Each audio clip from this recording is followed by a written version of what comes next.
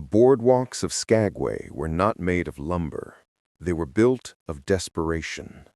Each plank was slick with frozen mud and stained with the spit and blood of 1,000 broken dreams.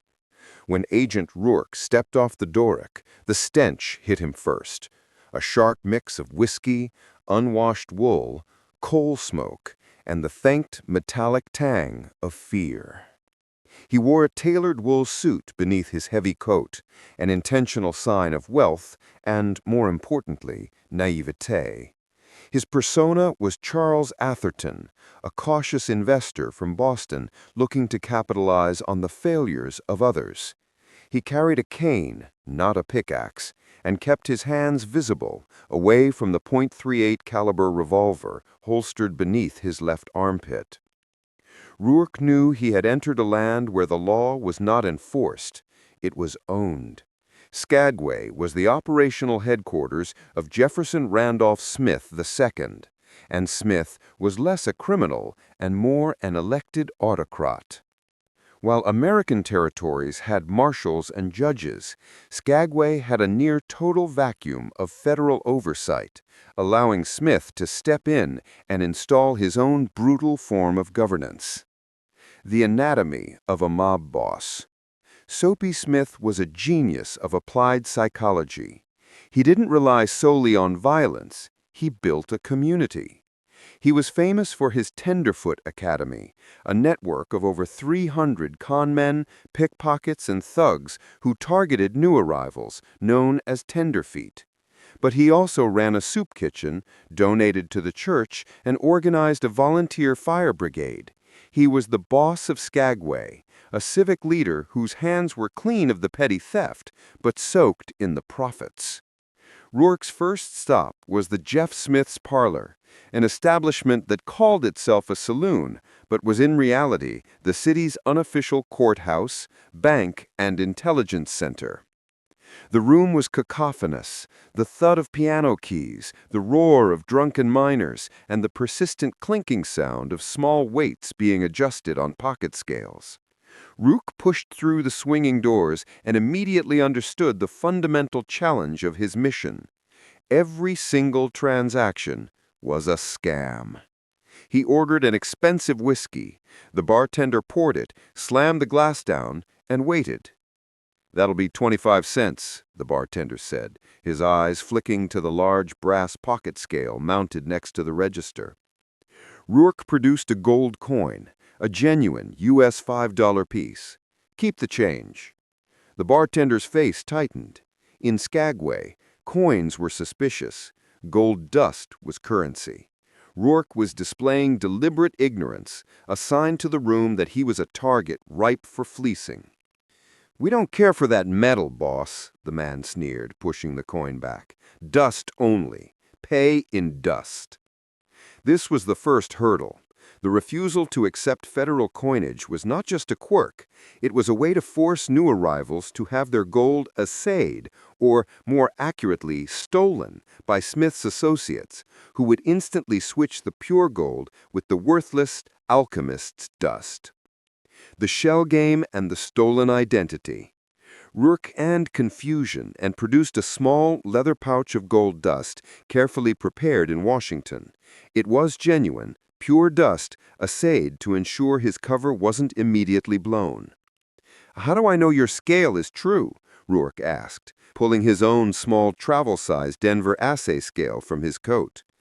A ripple of silent hostility went through the room.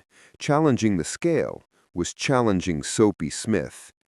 Before the bartender could respond, a large, impeccably dressed man emerged from the back office. This was Soapy. Soapy Smith was captivating. He wasn't the crude ruffian Rourke expected, but a man of medium height with piercing blue eyes, an expertly trimmed goatee, and an air of educated confidence. He moved with a snake-like grace, his silk vest gleaming. "Sir, welcome to Skagway," Smith boomed, his voice carrying surprising warmth. "I apologize for my man's manners. We have honest men and thieves here, and sometimes they wear the same apron." Smith walked right up to Rourke, extending a hand that was surprisingly soft. Jefferson Smith, proprietor. And you are Mr. Atherton, is it? Rourke swallowed, maintaining his steady gaze. How did he know my cover name within minutes of my arrival? He shook Smith's hand, the grip firm but non-threatening. Smith's eyes, however, were razor-sharp, assessing Rourke's every nerve. Atherton, yes, Rourke confirmed.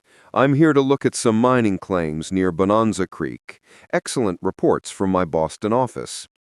Smith chuckled, leaning in conspiratorially. Ah, the East Coast dreamers. Let me give you some advice, Mr. Atherton.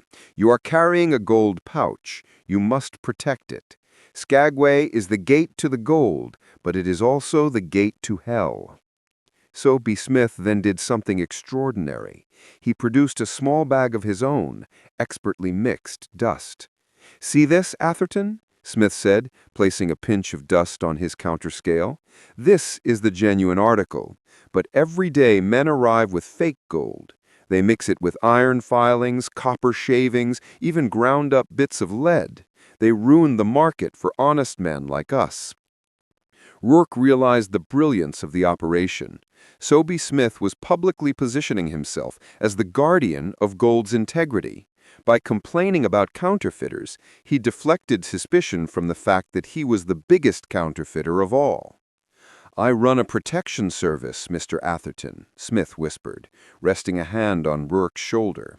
For a small weekly fee, my men will ensure no one messes with your assay, your claim, or your body. It is the price of civilization in this wild place. This was the trap. To refuse protection was to immediately mark himself as either broke or an enemy.